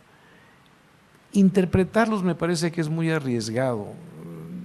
No me considero, en algunos casos sí es una obligación profesional hacer una interpretación, pero lo que hay que hacer es acercarse, leerlos, entenderlos y comunicarlos, dispersarlos. El asunto de Fabricio con el estadio de béisbol es muy peculiar porque, no sé si sepas, pero hay en curso 2 tesis de maestría en la maestría de restauración de la UAPJO en la 5 de mayo, que están trabajando en el estadio. Entonces, de pronto hay como un interés académico por acercarse al tema del estadio. Y sí entiendo que debe ser muy complicada esta aproximación a la fundación. también la fundación está muy susceptible y está muy espantada de lo que le ha pasado, y tú lo sabes mejor que yo, porque estás en Oaxaca. Constantemente abusan de ellos y la universidad misma ha abusado también de ellos. Entiendo que hay este distanciamiento de no querer saber mucho y mejor tomo mis decisiones, y si me equivoqué pido perdón, pero mejor no me involucro. O sea, yo creo que la propia universidad ha ido sembrando esta desconfianza con la fundación, y por eso es que ahora pues es que no les responden los mensajes. Además, lo que ustedes están pidiendo me parece muy sensato, me parece muy aceptable, me parece muy fácil de llevar a cabo, pero se ve que no quieren tener ningún tipo de comunicación con ustedes, con estos órganos. Y ahí sí no sé qué se puede hacer, la verdad. No tendría ningún punto de referencia. De Mérida, ese parque es fascinante, ya lo hemos comentado varias veces, y bueno, pues es una lectura simbólica, es una apropiación de la historia, es un arquitecto fundamental, de esos que quedaron fuera de las crónicas. O sea, la poca historiografía que hubo en los años 50 en México también nos hizo mucho daño, porque hizo una categorización, hizo una clasificación, hizo un discernimiento y hizo una expulsión que a la fecha seguimos tratando de superarla, pero todavía no se logra.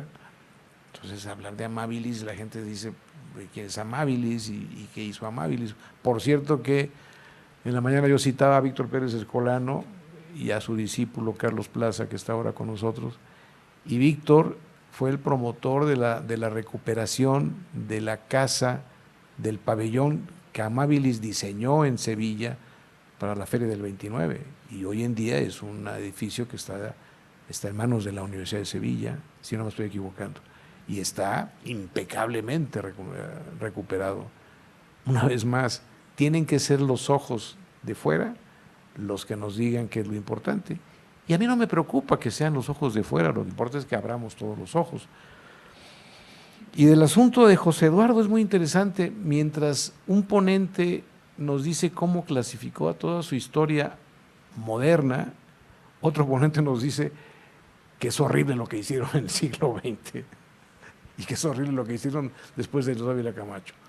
Bueno, yo lo decía hace un momento, esto es un asunto cultural, esto es un asunto que tiene que ver con las distintas opiniones, y vuelvo a decir, no habrá nadie que diga jamás que la estructura genómica del virus de la tuberculosis, por no citar al de la pandemia que todo el mundo quiere convocar y que se aleje,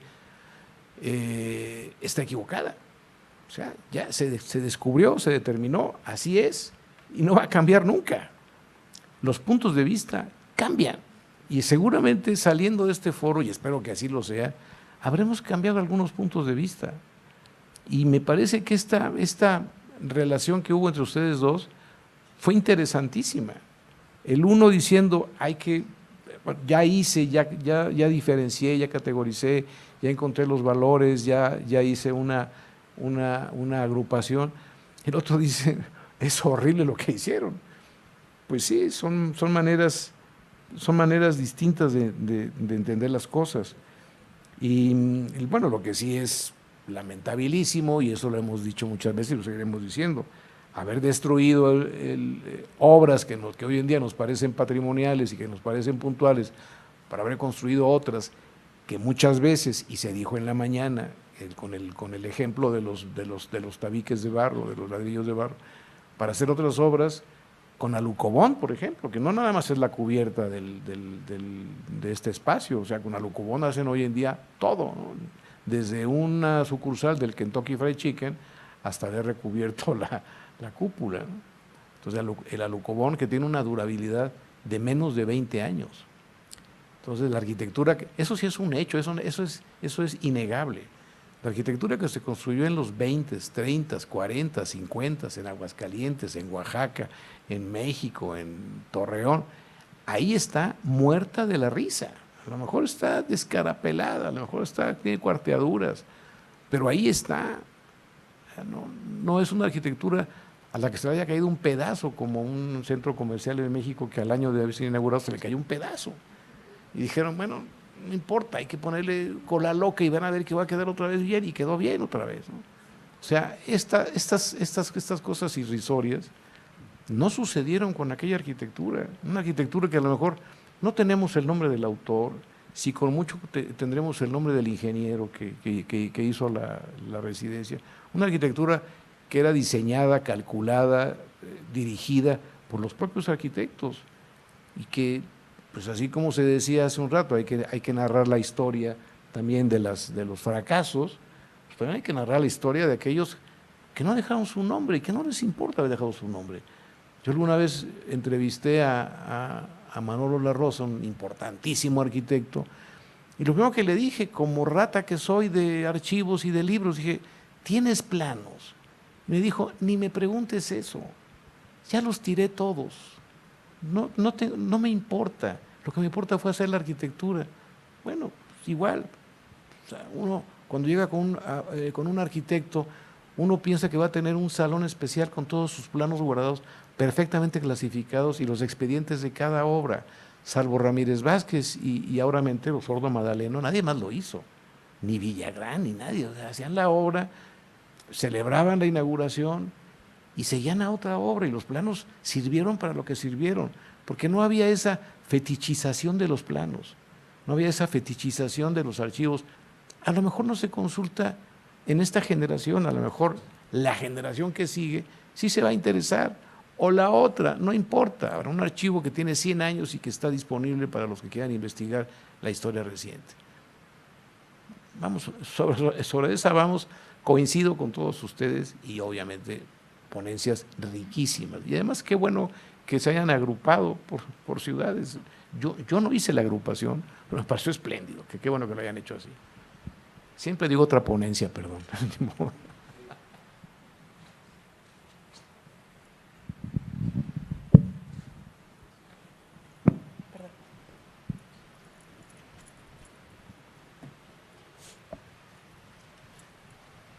Muchas gracias. Soy J. Jesús López García de la Autónoma de Aguascalientes. Hace un tiempo fui a una exposición de un libro que me interesó. Yo escuché Radio Universidad y ahí estaban hablando acerca de él, la autora, y me pareció interesante. Entonces fui a la presentación y entonces empezó a explicar ahí los que analizaron la obra, y todo era bueno, le echaban muchas porras, la felicitaban, y yo dije, pues qué padre. Y luego lo compré y empecé a ver algunas imprecisiones. Pero antes de comentar yo algo, dijo la persona, la autora dijo, ya con bastantes libros, dijo, bueno, yo soy periodista, así es que si hay algunas imprecisiones, así como que discúlpenme, ¿no? Y luego yo dije, pues qué curioso, aquí dice presa, pero no era un presa, era un bordo. Eso fue en una ocasión. Y luego después, algunos compañeros de otras disciplinas dicen, y es que el río, y era un arroyo, no era un río, y así constantemente. Entonces, al hablar de modernidad, me he metido mucho acerca del concepto modernidad en diversas disciplinas, y me he dado cuenta que en forma general, utilizamos este concepto de una forma indiscriminada. Nosotros, lo mismo es moderno ahorita que hace un siglo, y yo digo, bueno, ¿de qué modernidad estamos hablando? Estamos hablando de las etapas de la civilización, de la edad antigua, la edad media, la etapa moderna o la edad moderna, y la etapa contemporánea. Y luego algunos compañeros escriben algunos historiadores, de ahí conmigo amigos, dicen, ay, es que la modernidad llegó a Aguascalientes. Y entonces yo los cuestiono, bueno, pero ¿qué entiendes por modernidad, verdad? A lo mejor tú estás entendiendo modernidad análogamente como progreso, porque llegó el ferrocarril, llegaron varios materiales, pero tú estás diciendo que esta arquitectura es moderna y no, a lo mejor te falta leer algunos autores para llegar a establecer lo que es arquitectura moderna, cuándo inició y cuándo se puede establecer un lapso, ¿verdad? Y posteriormente hay otras denominaciones de eso. Entonces, yo digo, sería conveniente y lo pongo a la mesa simplemente para reflexionar, que no hablemos de modernidad como si fuera, por ejemplo, decir, bueno, pues es que estoy hablando de un neocolonial y es arquitectura moderna. Bueno, yo difiero, ¿verdad? Yo lo pongo a la mesa de la discusión. Hay infinidad de autores de diversas disciplinas, les puedo mencionar, por ejemplo, Carlota Solet, que desde el punto de vista de la sociología trabaja el concepto de modernidad, y ahí vemos claramente que es muy diferente estar hablando de modernidad que hablar de modernización, que hablar de modernismo, que hablar de varios conceptos que son análogos, pero que no es lo mismo. Entonces, incluso hablar de modernidad y estar hablando de arquitectura moderna no es lo mismo. Entonces, simplemente quiero compartirlo. Otra autora que es arquitecta y creo que sería muy útil que viéramos es Halde Heinen, que es una española que posiblemente nos pueda dar luz para identificar perfectamente, a lo mejor un futuro foro puede ser acerca del concepto de modernidad y del concepto de arquitectura moderna. Esto simplemente lo comparto como una inquietud, ¿verdad? Una inquietud para todos nosotros. Yo la tengo, la comparto. Muchas gracias.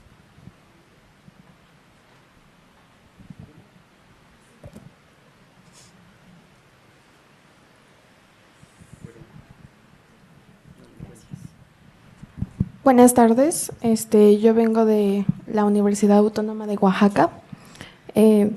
Bueno, me gustaría aplaudir las investigaciones realizadas y explicadas sucintamente por los ponentes acerca de los diversos temas que muestran las características que tiene cada lugar, así como los contextos y problemáticas que presentan y presentaron en su momento, y que claro tienen una gran importancia, ya que documentan y estudian estas obras arquitectónicas.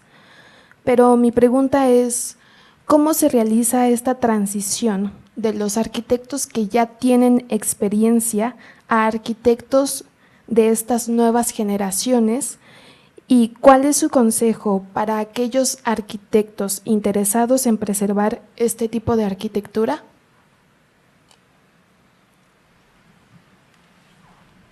No sé, lo que pasa es que como son muchas preguntas y muchas cosas, si me dan oportunidad, me uno a las felicitaciones a los compañeros, tuvieron muy padres sus ponencias, como dice Enrique, se aprende siempre.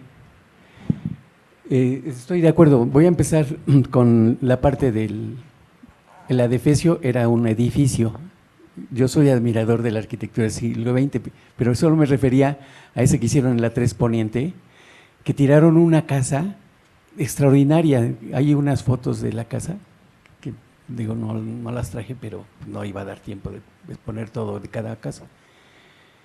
Pero lo que sí me llamó mucho la atención, por ejemplo, para nosotros en México, confundimos los términos, como bien dice, ¿no? Para la mayoría de los que escriben, da lo mismo ser funcionalista que racionalista, y si uno no estudia en el extranjero es lo contrario totalmente. Y el racionalismo estaba dedicado, cuando menos en Europa, a esas cubiertas, a pensar las estructuras desde su flow, ¿no? Pero bueno, Y de la modernidad sí, digo, hay muchas etapas que no hay que discutirlas, ahí están, son históricas.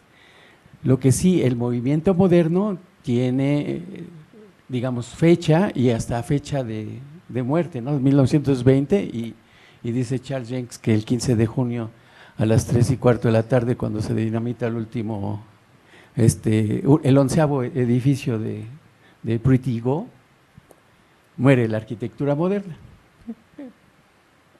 Otros dicen que en el 73, por toda la crisis que se presentó a raíz del alza del petróleo, de la crisis del petróleo.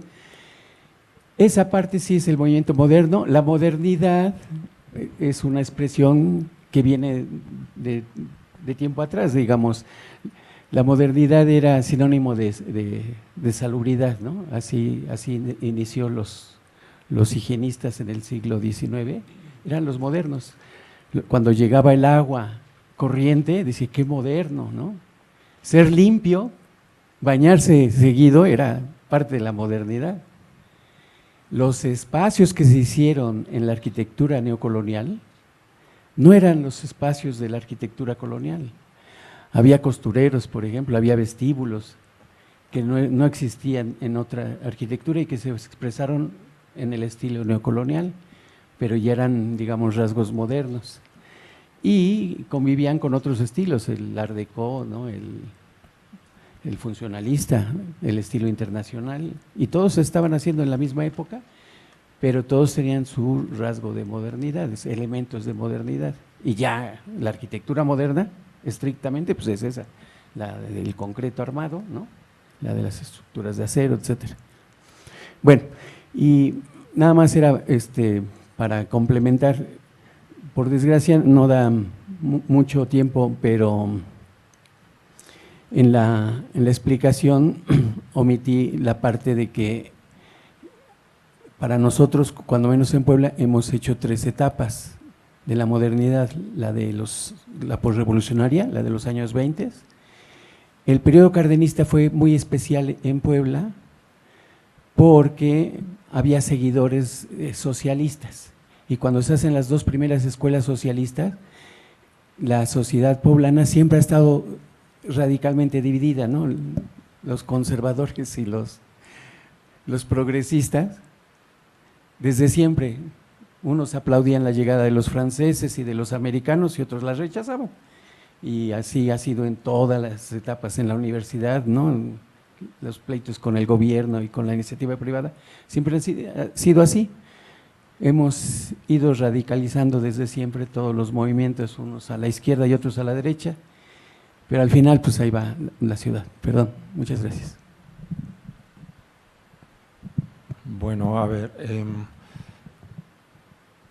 sobre lo que comentabas, la verdad es que celebro esa noticia que acaba de dar el doctor sobre que se está trabajando tesis de maestría sobre el edificio. Creo que eso abona a poner justo en la mesa de discusión sobre estos ejemplos que son muy importantes en Oaxaca, y no es el único, hay más. Y esto va a abonar sobre todo para generar una cultura de lo que realmente tenemos. En Oaxaca hay muchísimas publicaciones sobre arquitectura prehispánica, ustedes lo saben, 16, etcétera, ¿no? Pero el 20 ha estado no olvidado, pero no se le ha dado toda la trascendencia que debe tenerlo, porque finalmente hay ejemplos, ¿no? Y hay ejemplos bien conservados, no es el caso, y qué bueno que se esté investigando. Y más allá de la tesis, creo que lo importante es lograr revertir en alguna manera este daño que se le ha hecho al parque. Ahí creo que hay corresponsabilidad, porque si bien es cierto es un edificio de la universidad, y si bien es cierto ha habido administraciones muy laxas con el tema, al grado de que sé de buena fuente que ahorita por la renta del estadio no hay ningún ingreso, y eso habla pues de una complicidad también, pero también habla de la otra corresponsabilidad, porque quien arrenda ese inmueble, entre comillas, pues tiene una responsabilidad también para regresar en alguna medida pues algo a la universidad, que si bien tiene muchos problemas, creo que ya es hora de revertirlos. Y hay gente nefasta en la universidad, pero también hay gente positiva que está tratando de hacer mejor las cosas. Y creo que ahí es donde la fundación tiene un papel muy importante, sobre todo porque lo hemos visto. Oaxaca se ha transformado en el centro histórico pues por la fundación. Y al final, si son edificios privados y permiten cierto uso público, yo no concibo la idea de que todo esté volcado hacia el centro. Sé o sabemos que la ciudad depende de las oleadas de turismo que llega, pero las periferias están olvidadas, están en segundo plano. Y esta primera periferia donde está ubicado el parque es una muestra. Y creo que la fundación ha dejado de lado la oportunidad de seguir con ese mecenazgo cultural y arquitectónico que está muy claro en el centro, para empezar a observar estas otras historias, ¿no? Que también cuentan pues intentos de modernización, como bien dice Jesús, pero que no se ha hecho nada, ¿no? Y creo que sí lo pueden hacer, sobre todo porque tienen la capacidad, y no solamente económica, por lo que vemos, sino también tienen la capacidad técnica y académica. Hay un taller de restauración que está abocado a estos temas, pero que bien valdría la pena hacer el ejercicio, como bien lo confirma el doctor Enrique. En un primer momento restituir esto hablaría muy bien de esta vocación cultural que tiene la fundación, ¿no? Sé que hay problemas, pero pues tenemos que echar mano para resolverlo, y una tesis de maestría abonará pues a consolidar esta vigencia del parque y pues a colocarlo en su sitio de esta historia que estamos construyendo, unos con un granito de arena y otros con muchos granitos de arena, con carretillas de arena, que significa una tesis. Y pues esto de alguna manera va a restituir de alguna forma el valor patrimonial que todavía puede tener el parque, ¿no? Gracias. Buenas noches. Bueno, yo agradezco todos los comentarios que son pertinentes. De hecho, este foro es para eso, ¿no? Para coincidir o no con la opinión de los compañeros, pero creo que la gran coincidencia tiene que ver con el qué hacer, lo que nos une, ¿no? Y pues contestando tu pregunta, que es la que me llamó la atención, porque finalmente inicias, ¿no?, tu vida en este tipo de cuestiones, yo te diría 3 cosas, ¿no? La primera es que trataras de superar lo bonito, lo feo, la obra de autor, y tratar de estudiar cómo es, o sea, qué caracterizar la arquitectura, ¿no? Porque lo que nosotros notamos es que son propuestas rompedoras para la época, ¿no? O sea, terminan drásticamente con un tipo de hacer arquitectura y inician otro. Y en ese iniciarla se notan ciertas fusiones, ciertas permanencias, ciertas persistencias que nos hablan de valores que están muy arraigados y de que no. Entonces, a partir de que se caracteriza como es, nos vamos a dar cuenta de que muchas son propuestas experimentales, ¿no? Y en esa misma experimentación los propios autores no la valoran. O sea, cada vez que nosotros en Mérida topamos con que, oye, esta fuente que es importante, ay, esa era una porquería, era un plato, era un no sé qué. O sea, el propio autor no capta que es el primer paraboloide que se hace y que el concreto era pobre y que no sé qué tan, pero fue el primero. O sea, digo, bueno, uno le da el valor y nos gusta, ¿no?, hablar de los materiales y sistemas constructivos que son muy novedosos y que esto amplía las cuestiones formales, los esquemas funcionales, los vimos en las casas que nos presentó Cuitláhuac, ¿no? Tienen cosas comunes, cosas no, y ciertos elementos formales que son estéticos. Nosotros escuchamos que la arquitectura moderna del movimiento moderno, ¿cómo se llama?, desdeñaba la ornamentación. No es cierto, cambia un concepto de ornamentación a partir de los materiales. Bueno, todo esto tiene que ver con una adaptación climática, el manejo de la luz, etcétera. Entonces, estudiar cómo es con la que tú convives, ¿sí? Yo creo que eso es muy, muy importante y es una forma diferente también de concebir el espacio. Va a ser una una arquitectura que moldea el espacio, ¿no? Ya no es bidimensional y levanto paredes, sino que estoy pensando en los espacios, divisiones virtuales, amplían también la gama, hay equipamientos, hay tipos de vivienda, formas de agrupar las viviendas. Bueno, hay demasiadas cosas y creo que precisamente eso puede llevarnos a abrumar, que todo nos gusta, todo queremos hacer, ¿no? Pero yo creo que el consejo que te daría es que no desesperes, que te pongas tus plazos, hago primero esto, luego lo otro, porque ciertamente la velocidad con la que se destruye, que nos habla de que la gente no lo valora, ni en la arquitectura, ni como cultura, ni como nada, están viendo el business, el suelo, el dinero, cómo gano más, o sea, eso es muy triste, es triste, pero es real. Entonces, tienes que pensar, por ejemplo, que a través de tu registro, de tu fotografía, de tus planos, de tu análisis, estás como que frenando esa amnesia arquitectónica con respecto a este periodo, ¿no? Estás poniendo tu evidencia, tu granito de arena, que se suma además a que otros, como dijeron, ¿no? A través de tesis y a través de esto se va sumando información y esto nunca se acaba, nunca. Una arquitectura, un edificio, llega un momento que digas, ya está, ya dijimos todo lo que tenía que decir de esto. No, hombre, no, salen nuevas cosas, nuevas, y es triste, ¿no? Y para eso sirven estos foros, además. Yo te diría, tú síguele estudiando, encuentra a tus pares, gente que piensen como tú o con quién pelear con respecto a esto también, con quién discutir.